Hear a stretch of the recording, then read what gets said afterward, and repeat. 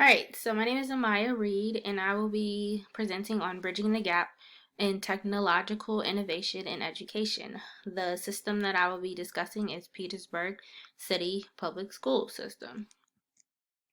So, bridging the gap, you have 5 different adopters. You have the innovators who are willing to experience new ideas, they're eager to face challenges, and are very social. You have the early adopters, who are leaders who provide advice or information. And then you have the early majority, who may be slow in reception process, communicate mostly with early adopters. And then you have the late majority, last group to adopt innovations, have their guard up and have serious suspicion and about what's being shown to them. And then you have the laggards, who are slow to adopt new ideas or technology.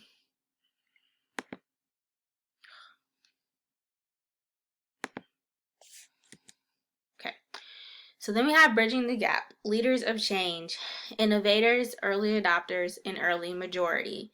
So this group of people would be the first to use or test new technology, provide information to majority regarding innovation.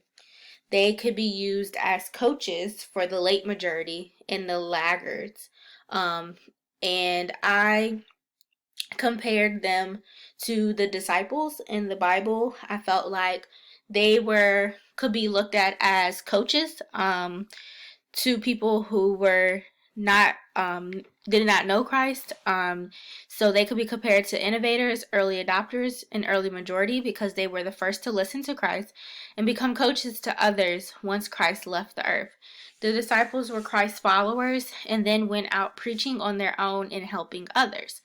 The scripture that I thought went well with this was Matthew 28:16 through 20. And Jesus came and said to them, "All authority in heaven and on earth has been given to me. Go therefore and make disciples of all nations, baptizing them in the name of the Father and the Son and of the Holy Spirit, teaching them to observe all that I have commanded you.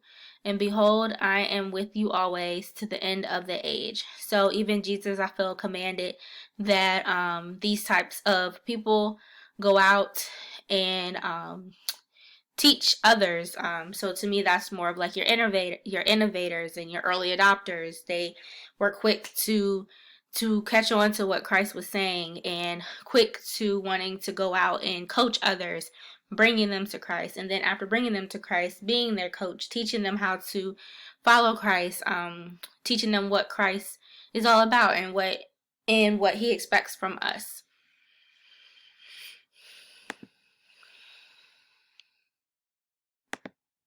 Okay, so now we have implementation of late majority and laggards. Christ was able to recognize adopter behavior, which helped him understand what kind of ministry was still needed wherever he was.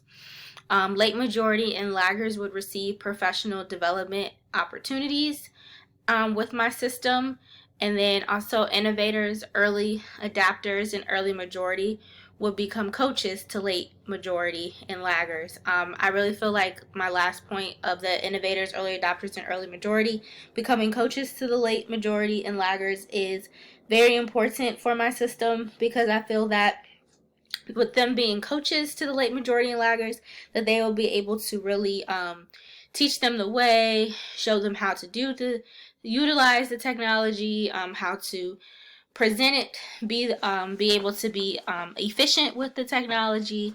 So I feel that putting others as coaches is good, because also that's good because they're colleagues and they're able to communicate with each other, work with each other, and I think that that builds a good environment, work environment. Everybody on one page.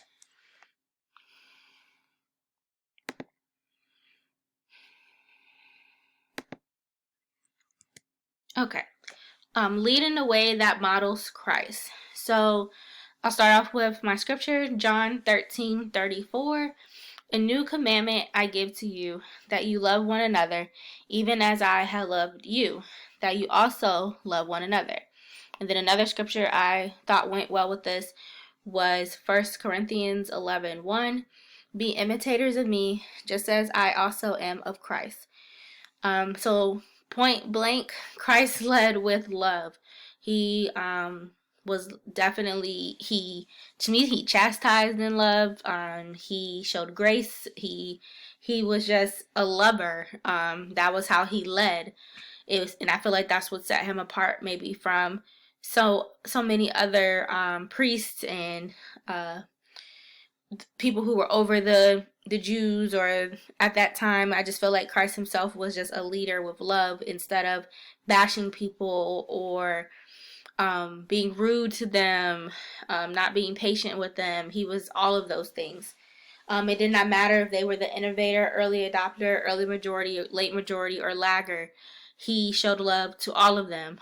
And that is super important because as a leader, it is imperative to lead with love and grace because it can help maintain a peaceful environment, as I stated, but also helps the leader be viewed as approachable, which is also a great thing to have, and to want your laggards or your late majority to be able to feel comfortable to approach you with any questions or approach you with any opinions that they may have. And if you don't lead with love, if you're kind of hard or not nice per se, they probably don't want to come and ask any questions or get any more information. So I felt that it's very important that we must be models of Christ in our work systems. And these are my references. And that is it. Thank you for listening.